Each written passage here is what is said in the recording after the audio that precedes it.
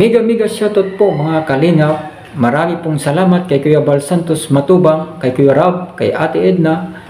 I-support po natin sila at i-subscribe, i-like and share. At gayon din po, Zio Roland, Tisnel Channel,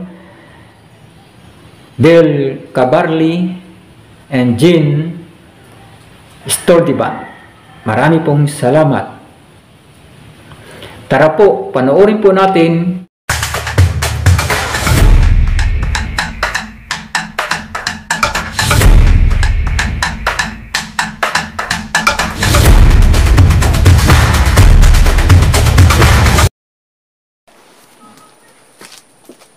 Nay, magandang umaga po.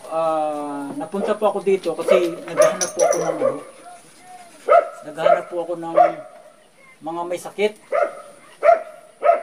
Ngayon po, sa pag-iikot ko, kayo po yung napagtanungan ko. Ngayon po, una-una po, magpapakilala muna ako. Ako po si Kalingap Per TV. Tapos, massage therapy po ako. Ang hinahanap ko ng mga sakit, high blood, kidney stone, gallstone, diabetic, saka kidney creatinine, saka stroke. Ayun po, ano po ba yung mga naramdaman niyo?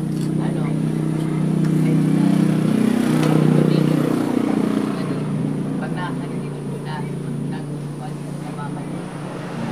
Nakasin niyo po ba? Kaya mo na, lapit na nga. Medyo mahina yung boses niyo po. Lapit na natin. Kasi mahina yung boses.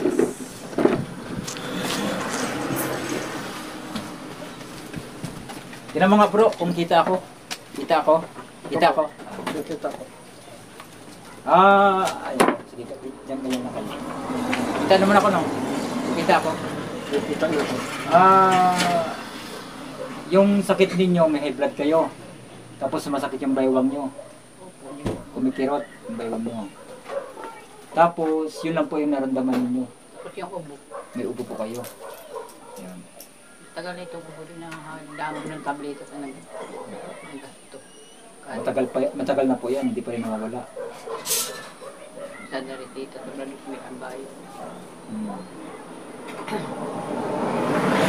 Ganito po,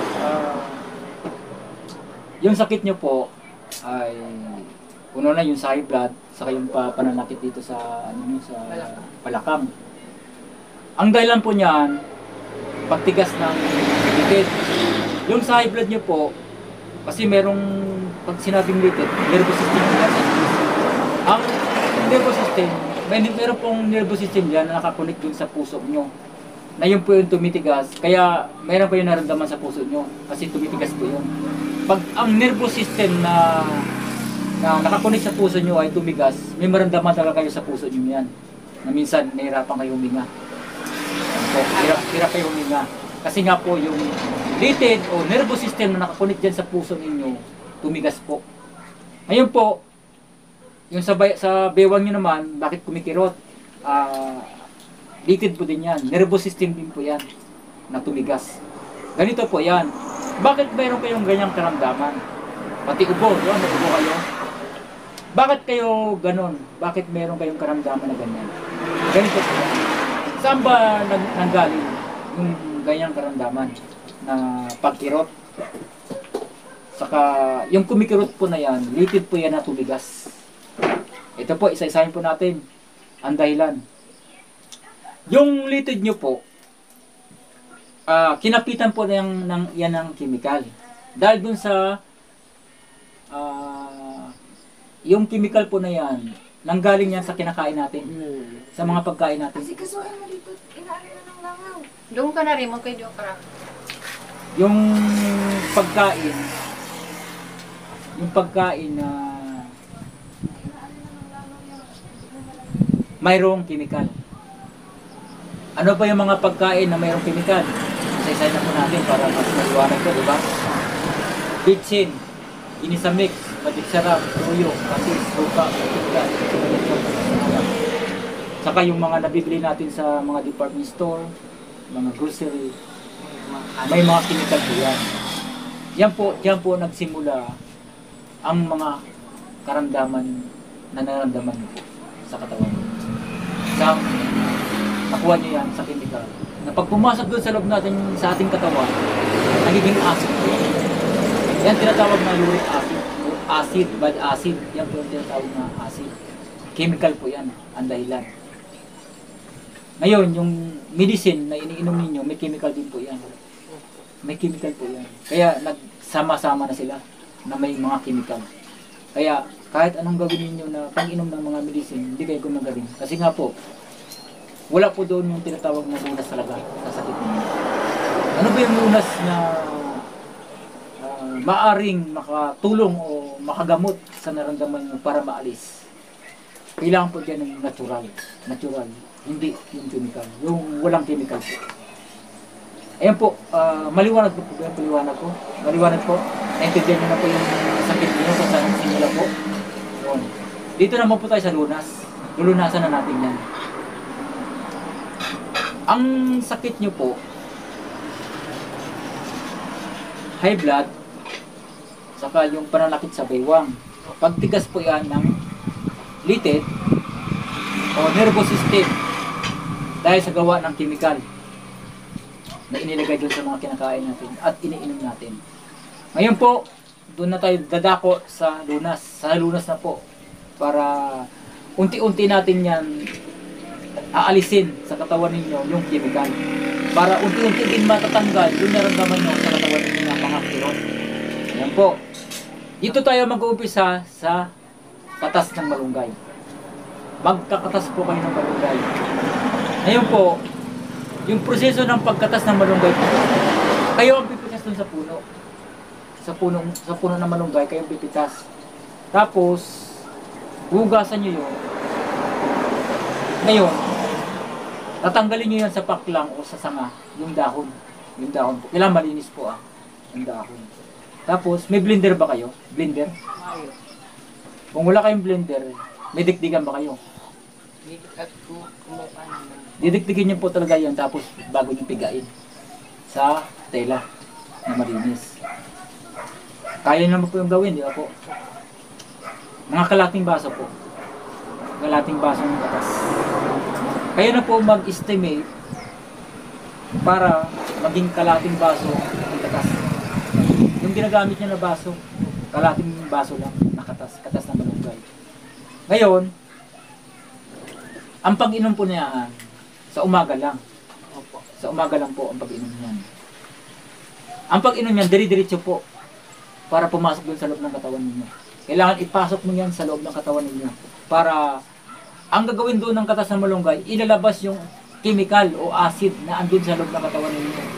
Halimbawa, yung nervous system na nakakunik doon sa puso ninyo, unti-unting tatanggalin yung chemical na kumapit doon. Kasi yun ang dahilan bakit tumitigas ang litid ninyo na nakakunik doon sa puso. Natanggalin yan unti-unti para makaginhawa kayo. Unti-unti po yan na tatanggalin ng katas na malunggay yung chemical na kumakapit doon sa litid o sa nervous system na nakakunik doon sa puso ninyo. Tapos, ilalabas niya po yan. Ibig sabihin, kapag sumuka po kayo, huwag kayo matakot. Kasi yung sinuka nyo po, chemical yun, na andun po yun galing sa litid o nervous system na nakakapit dun sa nervous system, yung chemical na yun. Chemical po yun, yung sinuka nyo. Tapos yung katas po, andun lang yun sa loob, protection na po yun. Protection na po yun sa katawan ninyo. Kasi, dahil sa lakas ng katas ng malunggay, naitulak niya yung chemical, yung acid, naitulak niya. Tandaan kayong bikinawa doon. Tapos yung mga naramdaman nyo dito sa katawan na kirot, unti-unting mawawala yan. Kasi lumabas na po yung, unti-unti lang po yan labas, hindi naman lahat, lalabas yan. Dudumi ka niyan, tatai ka, huwag kayo magtaka na bakit nagtatai kayo. Kasi inilabas niya po yung mga lason, yung mga chemical. Pumasok yun sa loob ng katawan nyo. Acid po yun eh. Yung tinatawag na bad acid, ilalabas yun. Yun po yun. Ayan na po, unang lunas pa lang yan. Yan o, sinabi ko po sa inyo ha, baka magtaka kayo pag inom nyo ng katas na malunggay, maya-maya po, may nararamdaman kayo na susuka kayo o dudumi kayo. Yan. Yan po ang isinuka ninyo at ang idinumin nyo. Ano yun? Chemical yon na kumapit sa mga litid ninyo o nervous system, kaya kumikirot ang litid ninyo sa nervous system. Yung nervous system ninyo, tumigas, kaya kumikirot. Ngayon, unti-unting kukunin, tatanggalin yan. Sa pamamagitan ng katas na malunggay, ilalabas yan sa katawan ninyo. Kaya, unti-unting magkakaroon kayo ng ginawa niyan. Yung sa ubo nyo naman po, katas ng luya na maanghang. Yung maanghang na luya po, maanghang na luya, alam niyo po yun? Kung kaya nyong nguyain nyo. Pero kung wala kayong ipin, pag wala kayong ipin, ganun din po, didikdikin nyo po yun. Tapos kukunin mo yung katas. Yun ang inumin nyo po. Walang halo, walang kalamansi. Ang kalamansi po kasi acid yan eh. Hindi po pwede yung kalamansi.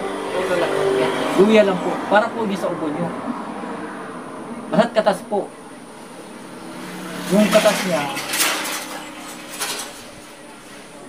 bahat mga ganito kalaki po, kakatasin nyo yun. Tapos,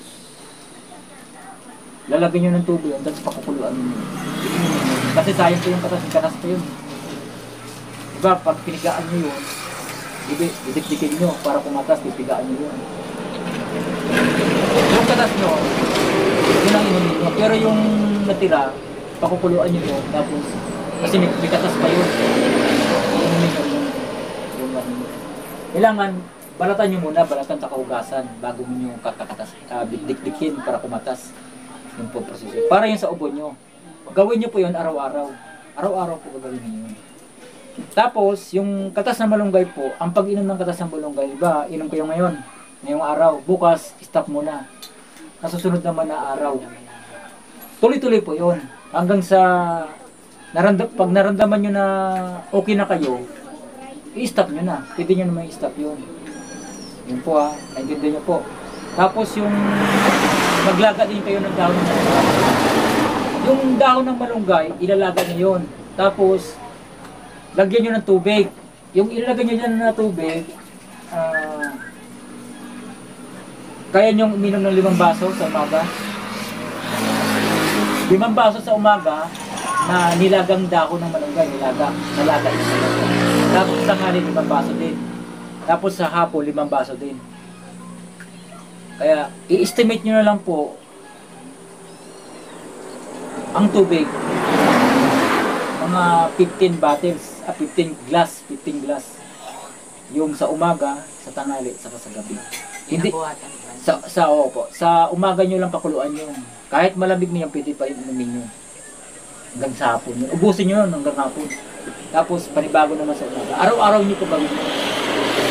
Ngayon sa pagkain naman po, yung pagkain naman po, sa umaga kamuti o saging na saba, kakainin niyo. Tapos, pili kayo kung ano, kamuti o saging na saba. Kayo nang bahala. Tama na lang kami aman na yun. Oh, kasi may inumin naman kayo yung nilagang daon naman ng kayo.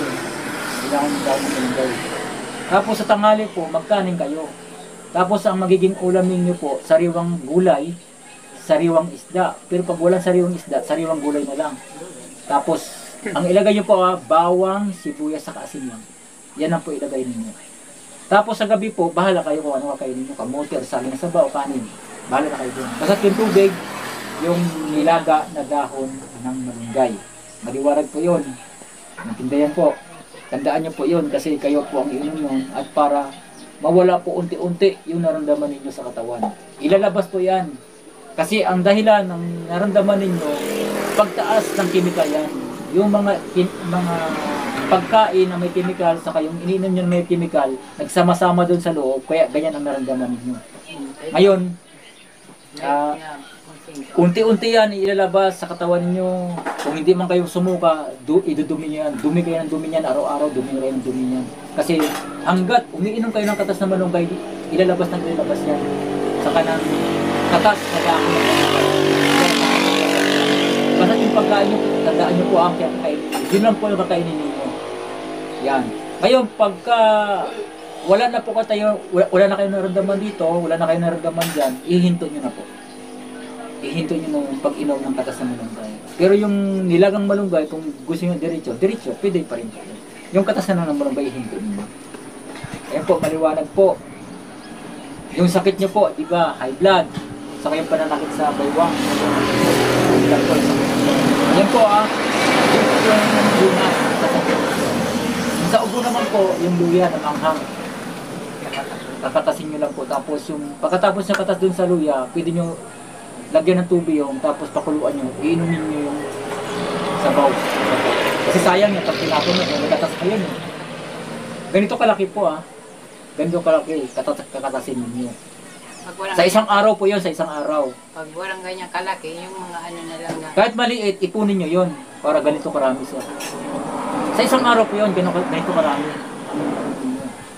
Tapos yung pakukuluan ninyo, ubusin nyo sa ganun. Sa araw na rin nyo, ubusin nyo. Kailangan ang pag-inom ng katas ng luya sa umaga din.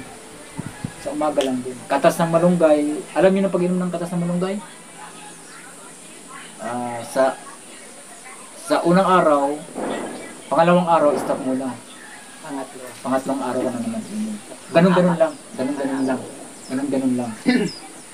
Hanggang sa wala na kayong naramdaman. Pag wala na kayong naramdaman, stop na.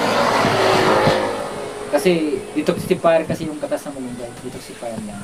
Yan lang po ang proseso.